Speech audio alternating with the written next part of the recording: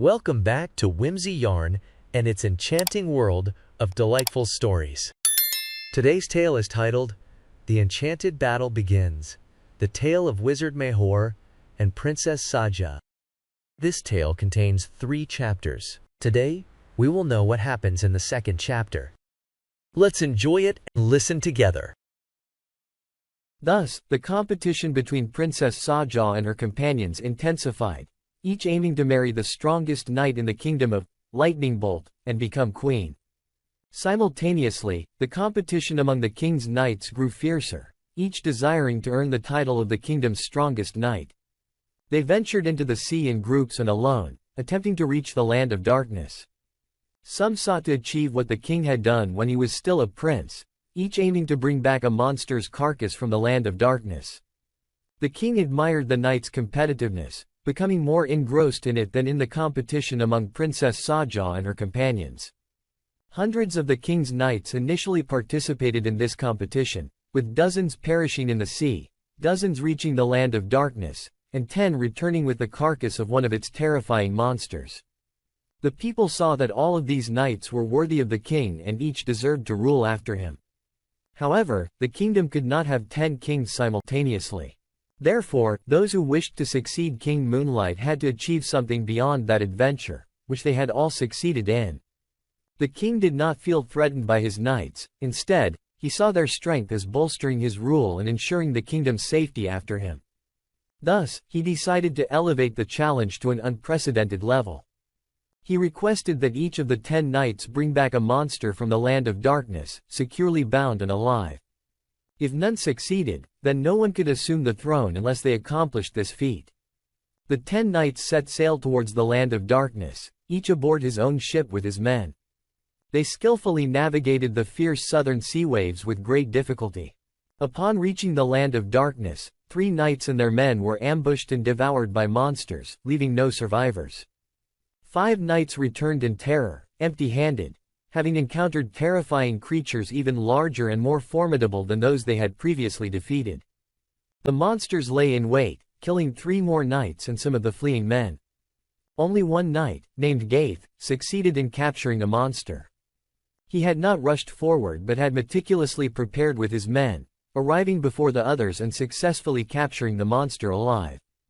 They dragged it back to their ship before the rest arrived and the monsters attacked. The fate of one of the 10 ships, led by a knight named Mahor, remained unknown. Knight Gaith returned to the kingdom of Lightning Bolt, where the king celebrated his return and the people marveled at the terrifying monster he and his men had captured. The king appointed him as his successor and promised him his daughter Sajja, who had outshone all her companions, especially after the fierce competition among the knights, each vying to be the strongest to win her heart. Princess Sajja realized she might lose her right to become queen if one of her companions surpassed her, so she worked diligently to honor her late mother, the queen. The truth was that the king never intended to strip her of her title as the princess destined to be queen but merely created the illusion of competition to reignite her passion for life and responsibility, preparing her to rule after him. Each knight knew that the true challenge was to win the princess's heart by outperforming his rivals. Gaith emerged victorious, and the captured monster was placed in a cage for people from all over the kingdom to see, witnessing firsthand the terror residing in the land of darkness. The wedding date for Princess Sajja and Knight Gaith was announced, set for 3 months after the mourning period for the lost knights and men. The king declared Gaith and his daughter Sajja as heirs to the throne, spreading joy throughout the kingdom at his choice of a strong, brave successor, known for his virtues and good manners. Stories of Gaith's noble deeds circulated, revealing that he was the son of a simple shepherd who had endured hardship to educate him. He trained while working as a servant to a knight who, seeing his courage and readiness, trained him to become a formidable knight. As for the 10th knight, named Mahor, he stopped his ship after it ran aground south of the land of darkness and reached a place where no one had set foot before. When he disembarked, he ordered his men to remain on the ship, ready to depart and not to leave it lest they stir a commotion and attract wild beasts. As he roamed the surroundings, he noticed a faint light emanating from a low place in the ground. Approaching it cautiously, he discovered a cave with a strange ruby that illuminated the area. Entering the cave carefully, he approached the ruby and saw an old, dust-covered book beside it. In a fleeting moment, terrifying sounds came toward him from an unknown direction, drawing closer. When he finally glimpsed their source, he placed his hand on the ruby, intending to dim its light and blend into the darkness. The frightening beasts were about to pounce on him, but as soon as he grasped the strange ruby, the beasts calmed down and ignored him, leaving him astonished. He was deeply bewildered and had a flash of insight that the strange ruby must have influenced the beasts. He quickly tested his theory by attempting to place the ruby on the ground, causing the beasts to roar and turn towards him. He swiftly picked it up again, and they calmed once more. He then grabbed the book and exited the cave, distancing himself with the ruby in hand, passing a multitude of beasts whose origins he could not fathom. Mahor realized that the beasts could not approach him while he held the ruby, as if they feared it in him. He reached the ship without anyone knowing what was on his mind. He entered his cabin after instructing his men not to disturb him for any reason. Lighting a lamp, he began to dust off the book he had taken from the cave. Moments later, he opened it to find it written in the language of the Kingdom of Lightning Bolt. He started reading the book, with the ruby concealed in his leather glove, fearing that his men would see its light. Mahor read and read until he quickly understood that the book was likely written by someone who lived there, discovering the secrets of this land and learning how to control its beasts and rule them. He also learned that these beasts came in 10 types and that the king had only succeeded in defeating one of the lowest and least terrifying types. He learned their names and how to control them, discovering that it required the sacrifice of 10 of his men. He had exactly 10 men with him, and if he sacrificed them and the book's method failed, he might perish along with them in this terrifying place. He was fascinated by what he found in the book, realizing how to control the beasts of the land of darkness. He discovered a map showing a gateway from this land to the Kingdom of Lightning Bolt and another from the Kingdom of Lightning Bolt to the Land of Ice, all of which could be opened with the ruby he carried. He realized that the bearer of the ruby could control the beasts and that he could not part with the ruby except by his death. Mahor pored over the book's pages repeatedly until he was sure he knew all its details and the location of the gateway to the Kingdom of Lightning Bolt. He also knew where each type of beast resided in this land and the nature of their relationships. He decided to start, as the book suggested, with the lowest-ranking beasts to test the method it described. He ordered his men to sail along the coast to the northern part of the Land of Darkness. The men did as commanded, and then he asked them to remain on the ship except for one whom he ordered to accompany him in search of one of the beasts before they devised a plan to capture it. The poor man followed him, unaware of the danger lurking ahead. In moments, Mahor pounced on him and restrained him, then summoned beasts of the first type and offered them the unfortunate man. He watched the beasts devour him before his eyes. When they finished, they became calm and obedient to his commands. He ordered them to advance, and they did, then to retreat, and they did, confirming the success of the method.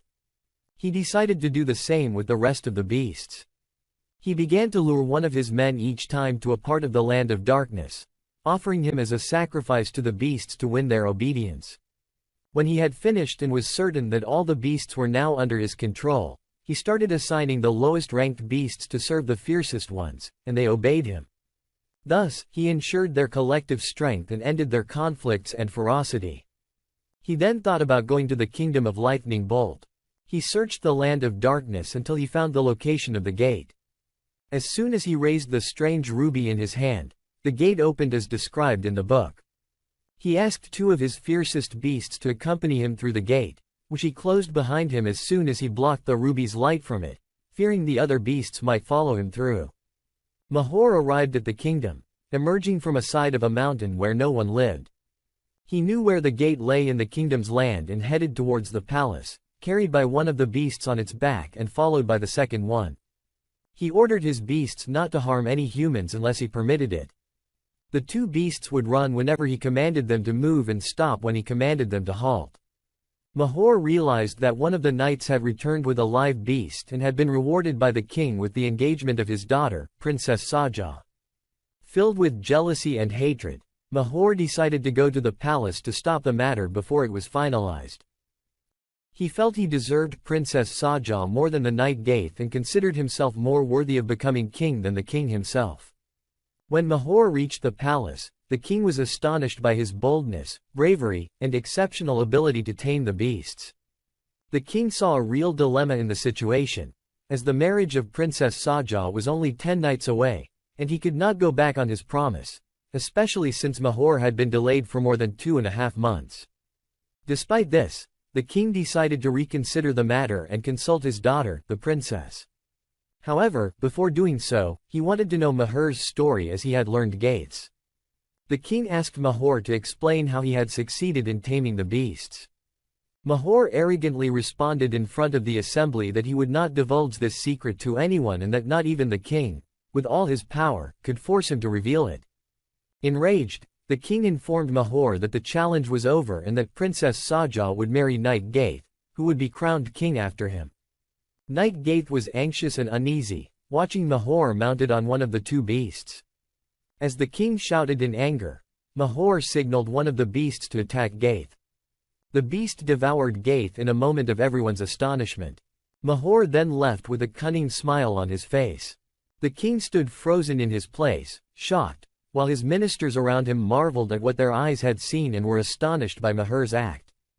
Mahor withdrew, threatening them with an attack led by him, and set a date in 10 days near the mountain, where he would come at them with beasts they could not withstand. He swore to annihilate the kingdom of Lightning Bolt if they did not surrender the throne to him. Mahor hurried away, and no soldier or knight followed him.